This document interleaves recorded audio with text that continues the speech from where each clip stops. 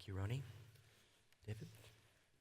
Thank you, Tom. Thank you to Bard and Luma for the generous invitation to be here, especially as I'm principally focused on questions of news and documentary and the information economy generally, in addition to these notions of artistic practice in relationship to human rights. Though I'd be the last to draw any clear distinction between art and documentary in this field, as I hopefully will be clear by the end, for photojournalism, which is my principal concern, which was one of the things talked about in the prospectus for this event in terms of the image. Art practices and aesthetic strategies that were once thought to be, quote, beyond the pale for documentary are now something, very significant for image makers, I think, and certainly for understanding what professional image makers might do in relationship to the political claims of human rights. What I want to talk about in the first part of this talk is based on some research that I did for World Press Photo in Amsterdam, which was completed in April this year. And that was because there's an enormous concern within the professional industry of photojournalism about what this visual practice is doing, given the massive transformations in the media economy that we're all subject to and that we're all witnessing. And what I want to do for you at the beginning is outline kind of what's involved in these changes and transformations, because all information that is now produced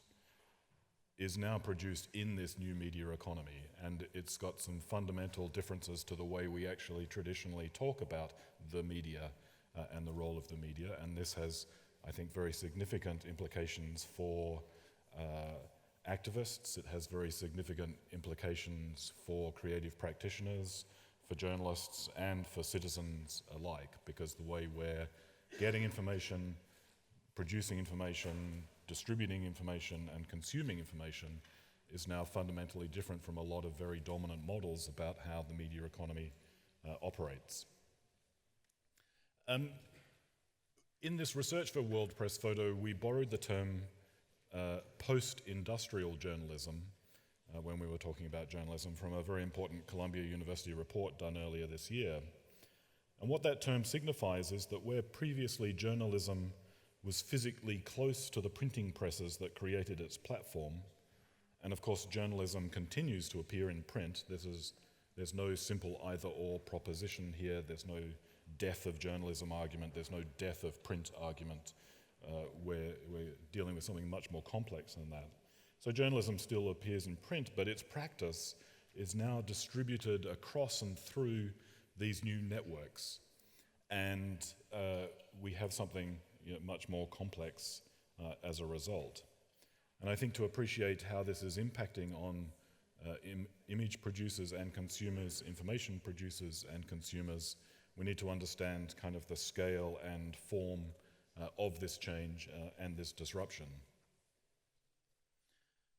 One of the ugliest words in the English language is disintermediation, but it nonetheless in this area does capture something that is happening, and that is the way in which intermediaries or gatekeepers have been fundamentally questioned and undercut in the new information economy. And that means traditional news outlets and the traditional homes of journalism are being fundamentally challenged. And one of the other buzzwords in this area is to speak of disruption, which I think is significant because, as the Columbia report said, disruption is something that people understand as an effect of the arrival of the internet in the information economy. But the internet arrived not as a simple competitor. It actually disrupted the entire landscape of information. And this is what journalism itself, and particularly photojournalism, is now slowly starting to appreciate and struggled with. So we don't just get a new entrant, a new competitor in the news ecosystem, we get a fundamentally new ecosystem altogether. And that's something that's important to appreciate. So the internet is not a competitor that stands separate from the traditional media institutions. Its dynamics have created something new that encompass all those who exist in the ecosystem of producing information, including the traditional institutions, including the traditional media brands and organizations. Eric talked yesterday about YouTube uploads and the scale of information and so on, and this is a graphic produced by Intel, the computer chip manufacturer, to try and capture what happens in an internet minute. And if you just go through the various categories, you appreciate actually how much information is being produced, circulated, and distributed. It is actually not that difficult, I think, to get the numbers on YouTube uploads, though Google has an official YouTube blog that talks about it. But Eric was absolutely right that what we have are, so much video information being uploaded, and then all these other forms of information that it's impossible for anyone to actually get a handle on this as an individual. And there's actually exponential growth in this area. We're seeing this expanding because of the expansion, basically, of the infrastructure of the internet and the web itself.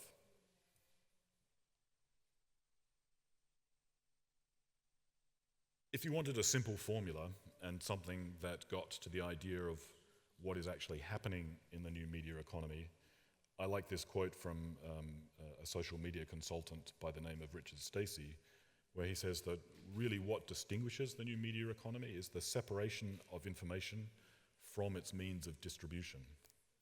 And if you think about this in relationship to journalism, and this is where a lot of the debate has gone off track, I think, we've associated journalism with newspapers.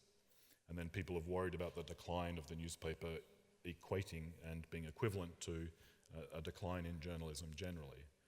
But the newspaper is the mode of distribution. The newspaper is the platform that happens to have historically been a home for journalism and a very significant home for photojournalism because it's been the editorial paymaster that has provided the financial underpinning for that practice. But what disintermediation, what disruption have done is actually separate information from its means of distribution. And we can now distribute across a whole host of platforms through a range of different channels. And so now journalism has many, many different homes. Information has many different homes, and I think this is important for both activists and critics alike. A very small example of that is that in the recent round of Pulitzer Prizes, which signify the highest quality of journalism in North America, one of the major ones was given to what was formerly a blog called Inside Climate News, which did the best coverage on climate change in the previous year and beating the New York Times, etc., for that. So what was previously a blog run by individuals but had itself professionalized to a small extent was now winning Pulitzer Prizes and beating the traditional institutions. And it was an example of a new platform, a new home for journalism. And so this separation of information from its means of distribution is important, and it's vital for photojournalism to appreciate this, because photojournalism classically understands itself to be tied to newspapers and picture magazines. And if there was ever a time when that tie was close, it is actually historically a very brief period, and we're now long past what was ever a golden age for that. Nonetheless, there are enormous financial implications and economic implications for how the practice gets supported and potentially undercut because of this split. But this split nonetheless characterizes, I think, what is happening. This is also, I think, a massive challenge for the academy and the university itself. The way in which it is also tied to very traditional modes of distribution and could do with appreciating that actually information, the mode of information and the mode of distribution are two separate things. And there are a lot of new creative possibilities out there as a result. All this, I think, means that there is no longer anything that we can refer to as the traditional media, even though there are clearly significant print publications that continue on with a lot of credibility.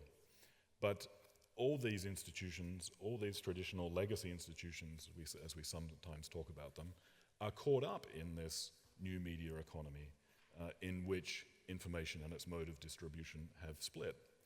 And so although the debate often takes place in terms of newspapers, radio, television, and so on, when you look at actually how these institutions operate, they're much better known as the organizations formerly known as newspapers, radio, and television, because they're operating across a range of different platforms already.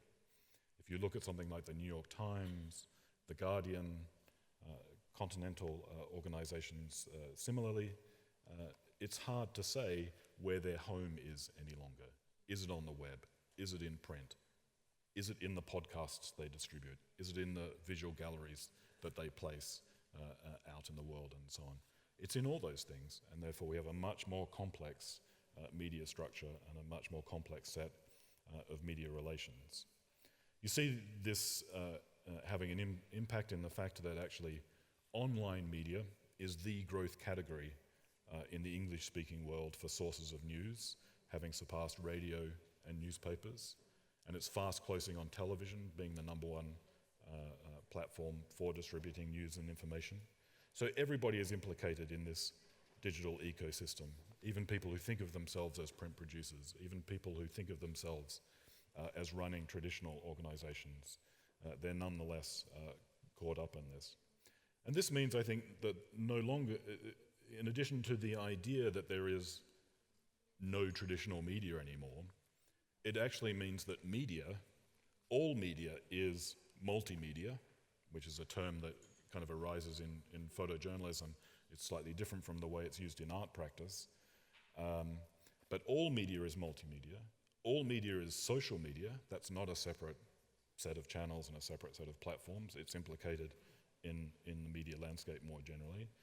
And increasingly, all media is mobile media and is accessed through proliferation of devices and platforms itself. And that has enormous implications for people who are both producing and consuming information.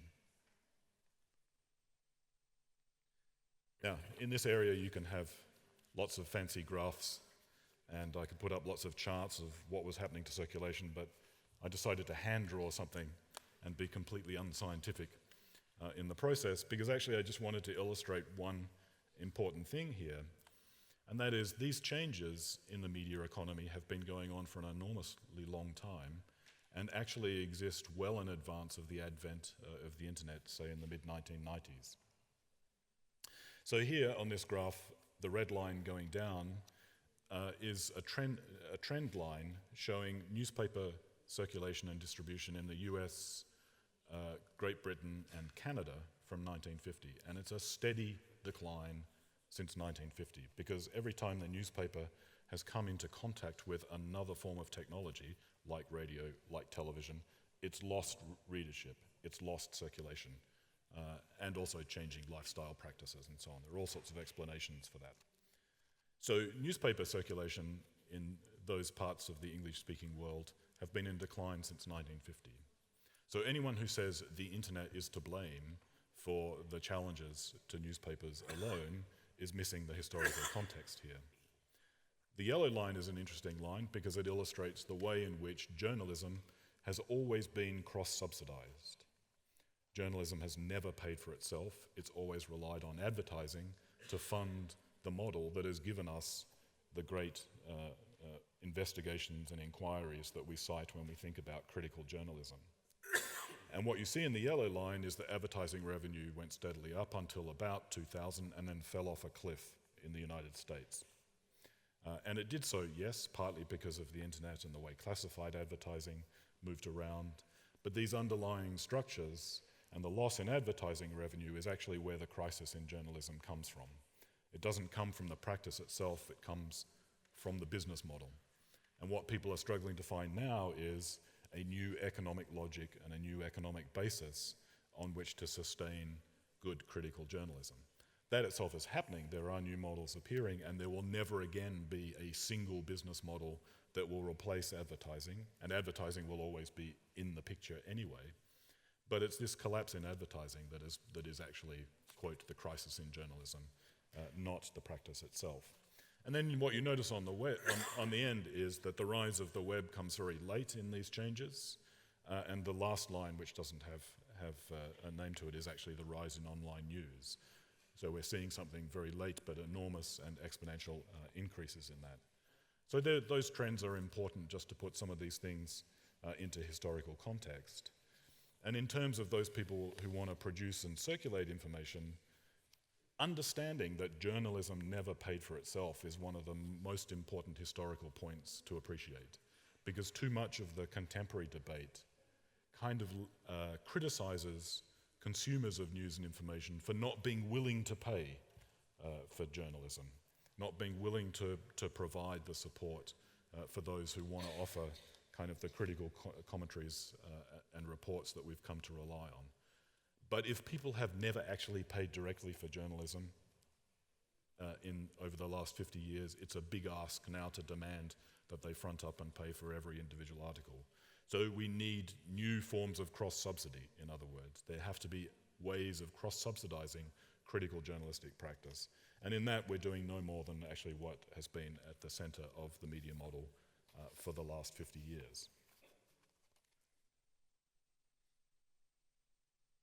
This is a graphic from a study done in 2012 in the US, which concluded that the majority of our daily media interactions now are screen-based. It's overstated in terms of the numbers for reasons to do with the sampling and the population that was questioned on this. But nonetheless, I think this indicates where we're going with news, information, and documentary. We're going shortly to a point where 90% or more of interactions with information will be screen-based. And this is something that's very prominent in North America, it's something increasingly prominent in Europe, but it's not restricted to these areas. As one anecdotal point, I spent a little bit of time in China working, and earlier this year when I was in Beijing and I was commuting from the hotel to the university on a 40-minute subway ride, in a week of going backwards and forwards on the Beijing subway, I saw 3 individuals in all these packed carriages reading print newspapers. Everybody else was on smartphones and tablets. So this is something that is, a global characteristic, I think, and a global dynamic. We're moving to something where actually all our media interactions are going to be screen-based. And what is interesting also about this is the relationship between different screens here. The smartphone in North America is kind of the dominant screen amongst the different sized screens you have for accessing information, but they all exist in relationship to one another, and the smartphone is often a gateway to others, which are used at different times in different contexts to access information. So it's not that you choose one over the other, but they're linked together themselves in a new network. And I think that understanding some of these things, how these screens operate both simultaneously and sequentially, is something that people who are visual storytellers, who want to convey news and information really have to appreciate, because you want to multiply the touch points, the moments at which people can access your story and be brought in to the network of information that you want to create for the story that you're trying to present. And it will look different and be different depending on the size of the screen, the time the screen is used, and the context in which the screen is used. Mobile and social are kind of 2 key words for thinking about what is happening to both the production and the consumption of information. And the global spread of mobile technology is perhaps itself one of the key drivers in the growth of digital as a news source. Smartphones have outpaced almost every other technology in their speed of mainstream adoption by populations, and there will be more mobile devices than people in the world by 2017. And this, I think, as I indicated, is kind of a global condition. And the largest content that is being accessed on mobile devices is visual, in particular video. So mobile video now comprises half of all global mobile data traffic, and that's going to rise to 66% by 2017. So what people are using these devices for is accessing online video of various lengths and of various forms. And that's going to be it's going to be two-thirds of all global mobile data traffic by 2017. News organizations are already seeing this. Each year they're seeing the number of people who come to their sites via mobile devices increasing exponentially. Last year it was about 1/3, this year it may be 1/2, and it's rising. And that, of course, has an enormous impact on the sort of information that you can originally provide to people on smaller screens, and also how you might use what you provide to them on smaller screens to link to something that's going to provide more context, more depth, more background, and so on. What you've also got, because of the proliferation of mobile devices, is the rise in importance of social networks for the circulation and distribution of information. And so in the US currently, and in Europe also, with these numbers growing rapidly, about 20% of people rely on their social networks as the stream through which they get news and information, based on recommendation and so on.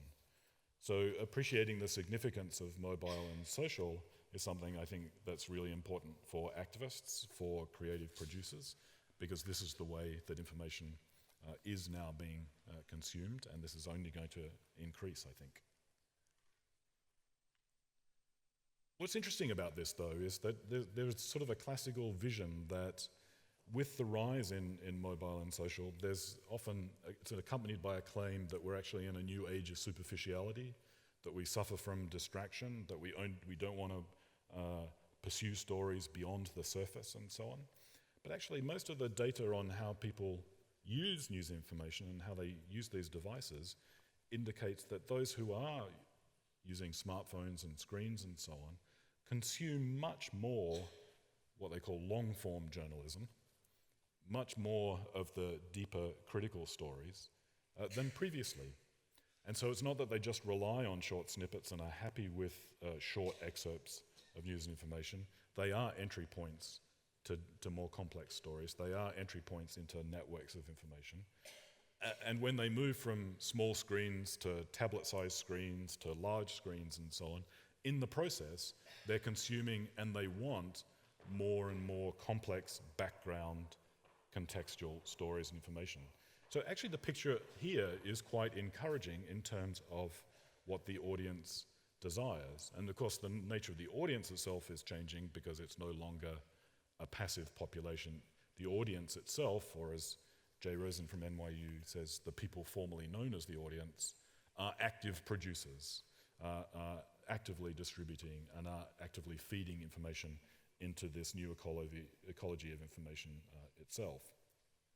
If you look at data on where news figures as a priority for people in terms of how they use smartphones and tablets and so on, you'll see 40, 50, 60% of people make it a priority task. It's what they use these devices for. If you look at data on how Americans have actually enjoyed reading and consumed novels and books, it's been constant over the last 20 or 30 years. It runs at about a third of people are actively reading large novels at any one time. Enjoyment in reading is more than half and so on. So that suggests that despite the technological change, there is actually kind of a consistent cultural practice for consuming larger pieces of information and so on. So the sense that the proliferation of the smartphone is leading to a distracted and superficial population, I don't think is sustained by these arguments. And nonetheless, within photojournalism itself, there is this sense of doom and gloom that people no longer want to be informed, they no longer want to be consume difficult forms of information and so on. But I think some of these things suggest otherwise. We could look at the fact, for example, that news is a popular category on YouTube. Again, everyone says, it's full of, cats and children biting fingers, and of course it has all those sorts of things. But actually, when you look at some studies, in 4 out of 12 months in 2011, news was the most searched topic on YouTube. And it's become a platform also for organizations formerly known as broadcasters to have new channels to distribute videos through there and to reach people. And of course, it's become the most obvious channel for the people formerly known as the audience to also produce their content, distribute, and get news information to people. There's no strict correlation between video length and popularity on YouTube in terms of news topics. The idea that videos of 1 minute or maximum 3 minutes are what people will pay attention to, and that there's some sort of attention deficit and people won't go over that is not accurate. People are consuming videos up to 10, 12, 15 minutes longer if they're interested, if the recommendation is coming from someone they value and so on. And again, this is kind of the upside of this picture, because this is positive for activists, this is positive for people who are producing new stories, who are visual storytellers who want to get this more contextual, richer information across, because there's no automatic limit on length and popularity. And in fact, on a lot of video streaming platforms where they talk about long-form stories being 10 minutes or longer, when people are accessing these through tablets, 60% of the video being consumed on tablets are 10 minutes or longer. Obviously, people are watching films and so on, but this also applies to documentary as well. And completion rates are quite high. A lot of people suggest, that YouTube hits might be misleading, that you might get them for the first minute or so on in a longer story, and then people drop out of the story. But you can study the analytics quite closely. And for people who are producing documentaries, a production house in New York called Media, which works with photojournalists to produce these new forms of stories, they find that in the vast majority of their stories, the completion rates are between 50 and 66%. In other words, a half to two-thirds of people go on to the end of stories, even when they're up to 20 minutes long. If people are engaged at the beginning and engaged throughout, they stay with the story. So again, there's no sense of people just dropping off because the video has passed a certain length of time.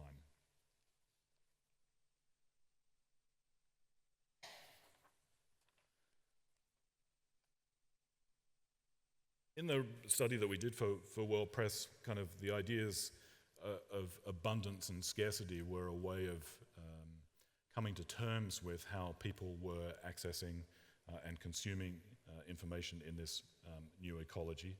And one of the challenges was that we are living in a period of abundant information in terms of those number of video uploads, in terms of what's happening in that internet minute and so on. And for those who are actually trying to make a living out of critical journalism or a photojournalistic practice to tell stories, the trick is, in this context of abundance, how do you produce a story that has a certain level of scarcity to it? In other words, that only you do it, and only people who are really engaged with that information will want to get it from you, so that it can be something that they want to either purchase or subsidize or pay for in some particular way. And here there are a lot of issues involved here, but there are distinctions between the idea of value on the one hand and price on the other, in the sense that things can have enormous social value, but people may not necessarily wish to pay a price for them, and you're trying to bring those two things together. And you often hear in the debate around this that people no longer value, in English they say people no longer value information. They all want it for free. There's this culture of free on the internet and so on. And again, historically this is misleading, because of course it's actually, if there ever was a culture of free, it was the traditional media institutions who paid for everything via advertising and had low subscription costs that promoted this culture of free and made it available to people. It wasn't some morally questionable new generation who used the internet who suddenly decided that they should have everything for free. So we have to be careful between notions of value and price here, but because of the power of the web, because of the significance of the internet, because of the scale of disruption and so on, we do live in a period in which there is abundant information that is available for free. So what can be charged for in terms of news information is much more particular than in the past. And people will pay for things that last, that have quality, and that they can access easily. And daily news stories are not in that category, because daily news headlines and stories, as soon as you've consumed them, they're out of date and they're passé. If you hear about the story of the bombing raid in Libya and you get a headline from BBC News, it has no value once you've consumed it and you've heard that. You're waiting for an update, a few minutes later or a few hours later and so on. And no one's going to pay for those individual points of information along the way. But if someone's presenting you a documentary on what's going on in that context and what's really happening in that story, and that will last for a longer period of time, that's where people are more engaged and more willing to pay for those things. So this is about a relationship of abundance and scarcity in terms of digital commodities and the digital production of cultural commodities. That's a much larger story, but it has an enormous impact on news and information. One of the questions that has to be asked, given this disruption and the fact that there is, I think, no such thing as traditional media anymore, is what does an article, a book is there twice actually, but what is an article, a book, a magazine, a television show, whatever we thought of as being the traditional containers of information in the past, what do they now look like in a structurally open system underpinned by the internet and the web, where actually space is abundant and what is scarce is, and time for broadcast is abundant, but what is scarce is people's attention. And what we're starting to see now, if we had more time we would go into some of these examples, but are new ways of telling stories that are reshaping what articles, books and magazines look like. If you've been following what the New York Times has been doing, there was a story December last year called Snowfall, which was a multimedia online presentation, could be accessed through a whole range of devices, integrated audio, video, text, and photographs in new ways, and was, attracted substantial audiences as a result. And it was based around this story of an avalanche and people who were caught in an avalanche. It was based around a long-form piece of journalism, 17,000 words, but then presented through these novel practices. Well, they were relatively novel practices. Anyone who actually operates on the web understands some of the things that were used in the presentation of this story. And so an interesting point here is that traditional media organizations are actually only now catching up to what the web permits in terms of reshaping what we knew as an article, a book, and a magazine. A specific way to understand this is, how many times do you go to a news site's web page, and it presents the story on a number of pages, and you read a certain number of paragraphs, you get to the bottom, and you've got to click 1, 2, 3, 4, 5 at the bottom, and then go on to more information. But if you run your own blog and your own website, what you know is there's no such thing as a page. You just have a constant stream coming down, and people scroll down. That structure, where there is a constant stream and people scroll down, keeps readers engaged longer. If you ask them to click 1, 2, 3, 4, 5, at each of those points you lose your audience. And so now the New York Times, sometime this autumn, this fall, will redesign its whole digital presentation so that articles are actually in this constant stream, just like a blog page, and where it's much easier to insert video and pictures into the stream as we go down. And so they're just catching up to actually what blogs have been doing for a very long time.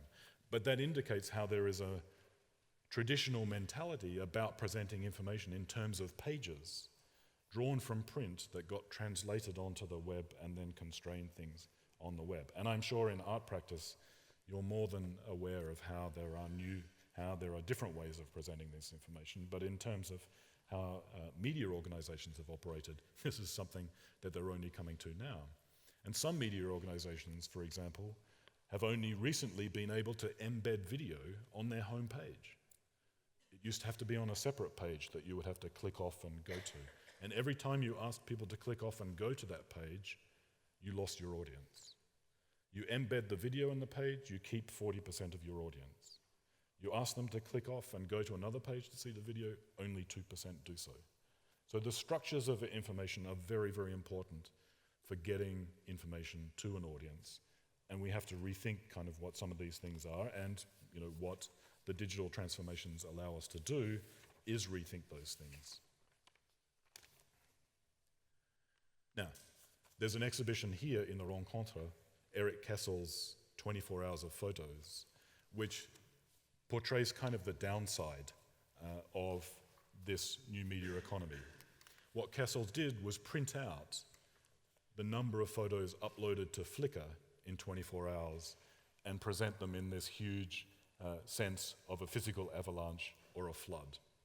And this is how a lot of professional photographers and photojournalists understand what the new media economy is doing to them and to us. They think that we're caught in an image flood and overwhelmed by this information. It's worth going to have a look at this. But I think this metaphor of the flood is highly misleading for a couple of reasons. There's no question that the global numbers around images being produced and uploaded to social sites are staggering. We're talking 380 billion images produced annually, 300 million a day being uploaded to Facebook, X million here, X million there, and so on. And within the photographic community, there's a lot of anxiety about this, and it manifests itself in this idea of the flood. But I think this is a misleading metaphor for a variety of reasons. One is the idea of the flood suggests that we are passive and these things wash over us, and that we're victims in, as one person said, a visual tsunami. But I think actually to get to these social sites and see images still takes a series of conscious decisions to go and find them and search for them. They don't always come to us, and certainly they don't come to us in these huge numbers. And a lot of the social sites where these images are uploaded to are actually, you might think of them as a walled garden or a silo. It's not something that we can access.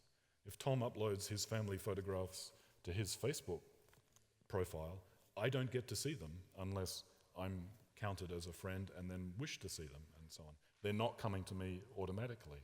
So these huge global numbers about billions of images being uploaded are a little misleading, I think, in terms of the flood. But nonetheless, it's a sign of professional anxiety that this is one of the most common metaphors.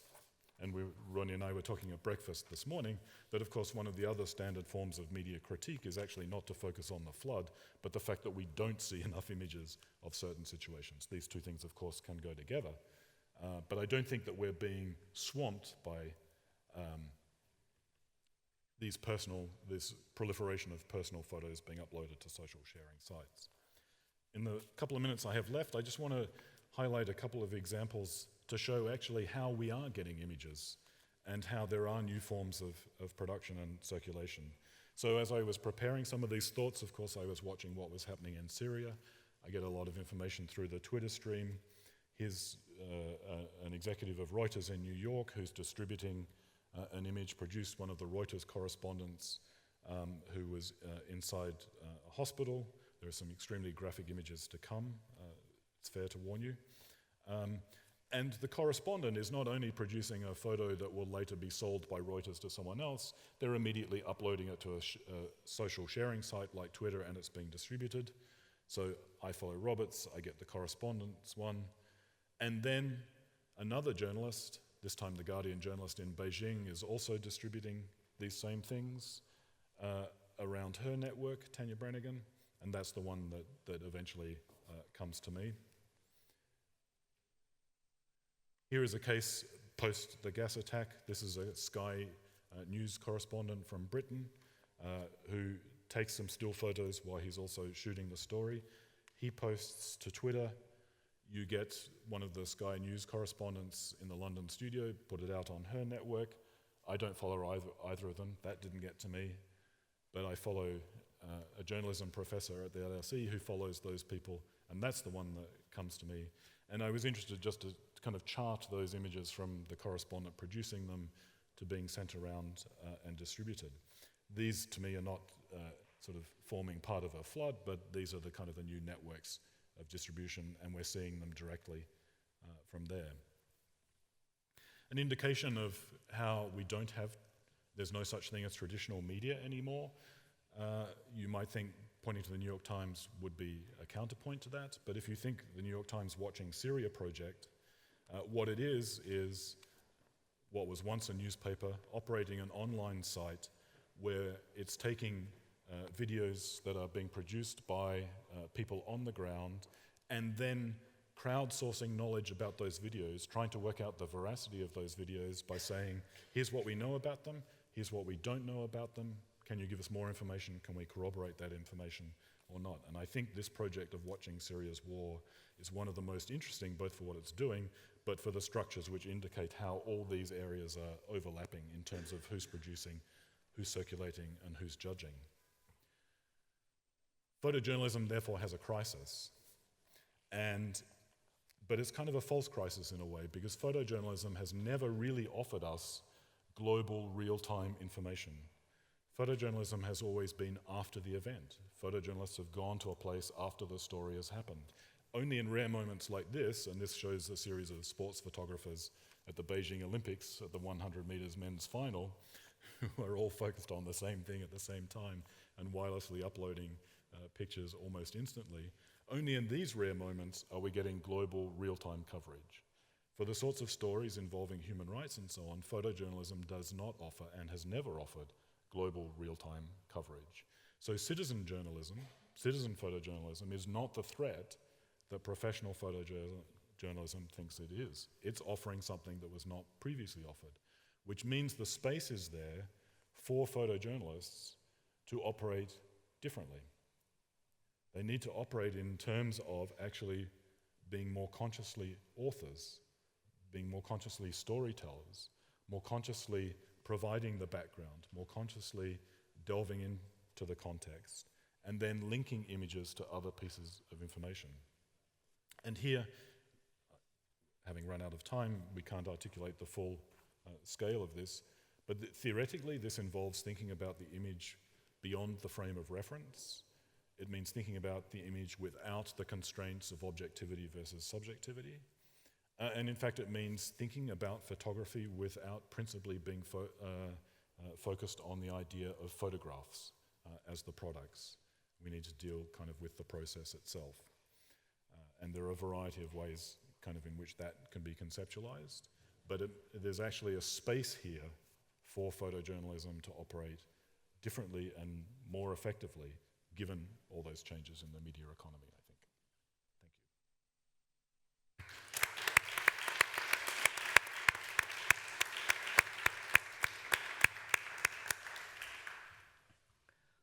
So we have